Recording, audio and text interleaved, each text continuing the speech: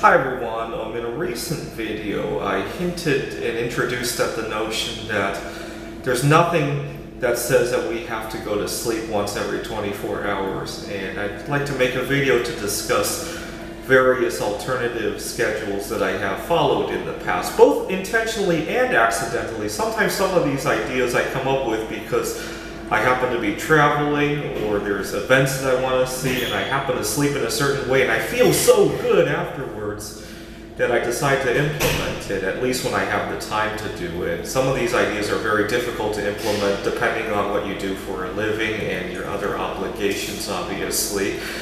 One of my favorite is basically any schedule where the length of the day is slightly more than 24 hours. So the way this will come up is I live in Seattle, Washington, and I have family in both Pittsburgh and New York. And sometimes when I visit family members and then I fly back, on the day I fly back, oh my God, I feel so good. I have enough time to do what I want during the day, and when it's time for bed, I actually crash. Because most of the time when I try to sleep after 24 hours, I'm just not very tired and I toss and turn, and then I don't get enough hours of sleep because, the morning comes way too soon. And when I have 27 hours, let's look at it this way. I get an extra hour to do what I want during the day. I get an extra hour to sleep, and then I get I might get another extra hour to work, and everything just flows so much better. And plus, I actually feel tired when I go to bed, and I'm ready to go to work the next morning. And so not only do I have more time, but I have more preparation to do these things.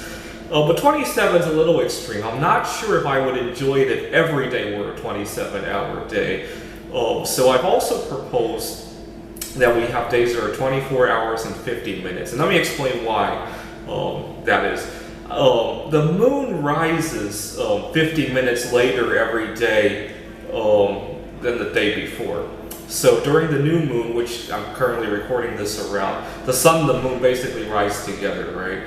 And then during the full moon, they kind of rise 12 hours opposite of each other. So you divide that 12 hours by 15 days that it takes. It's roughly 50 minutes. And basically the idea is that you would be awake. You would treat the moon like how we treat the sun right now, basically. And you would be awake when it's up. And there are a number of benefits I can think of to doing this. First of all, you get all the benefits that I described in that 27-hour day idea. And the other benefit is that you get to see all phases of the day. I see so many people who just never seen the night sky before. And I think it's a little disappointing because that's part of our nature. It's kind of like how we go to the zoo to see different animals that might not even live in our locale. I think to know our universe is very important because I think that's where we came from. Life probably originated from a meteor that fell on Earth, right? And also, we haven't traveled to the moon for 46 years now. And I think if the moon always hung overhead while we were awake, it would serve as a constant reminder to go back. And I think that would be great. The other schedules I have tried, this is all over the internet. People have tried polyphasic sleeping, and I tried it at one point, and to sum up the result, it worked, but it didn't. It worked in the sense that I actually did get away with sleeping 3 or 4 hours a day, and I felt very energetic. The reason it didn't work was because I'm a software engineer, and my train of thought is very important. And when I break away to sleep for 30 minutes and I come back, I might have to waste 2 hours just to get on that flow of work that I was on earlier. And I've never seen this, how people get around this being discussed on websites or videos about polyphasic sleeping.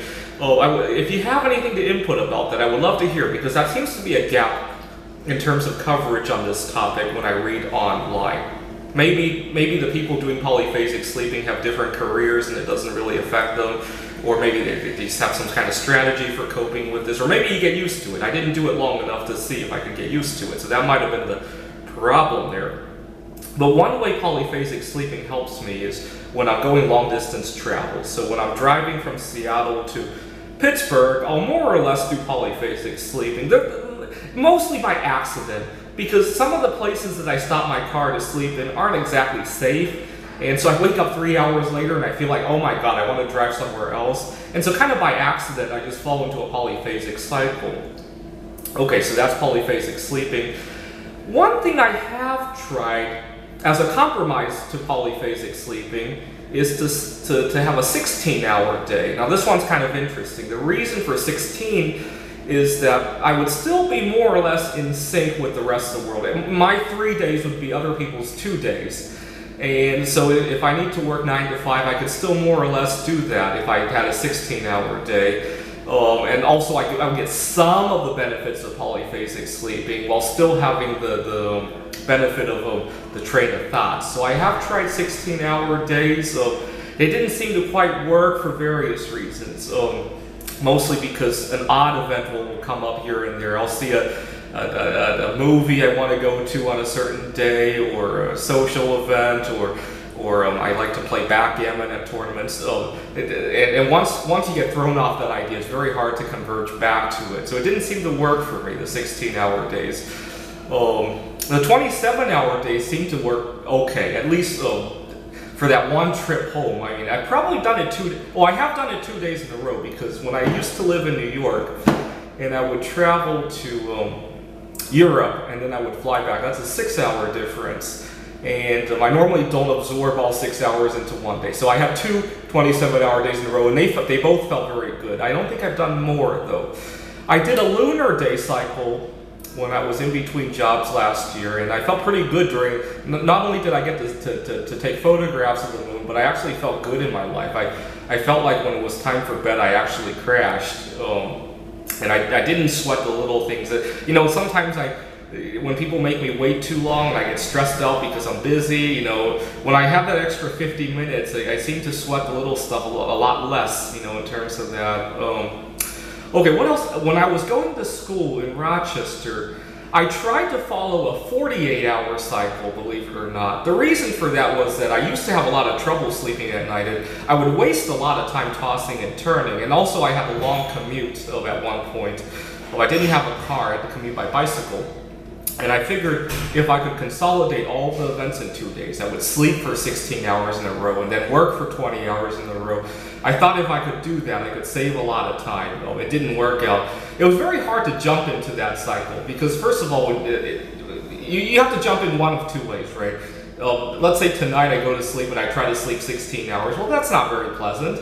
Or maybe I stay up tonight and then tomorrow night go to sleep. That's not very pleasant either. It was very hard to kind of jump the line into that line, so it didn't work out. So anyways, those are some of the cycles I followed. Let's see, from lowest to highest. I did a 4-hour cycle when I was doing polyphasic. I did a 16-hour cycle to try to compromise polyphasic. Society kind of forces me to do a 24-hour cycle. I did 24/50 when I was trying to follow the moon, and I do 27 when I'm traveling sometimes. And I attempted to do a 48-hour cycle when I was in school because I used to toss and turn so much, and I felt I was wasting a lot of time. Thanks for watching.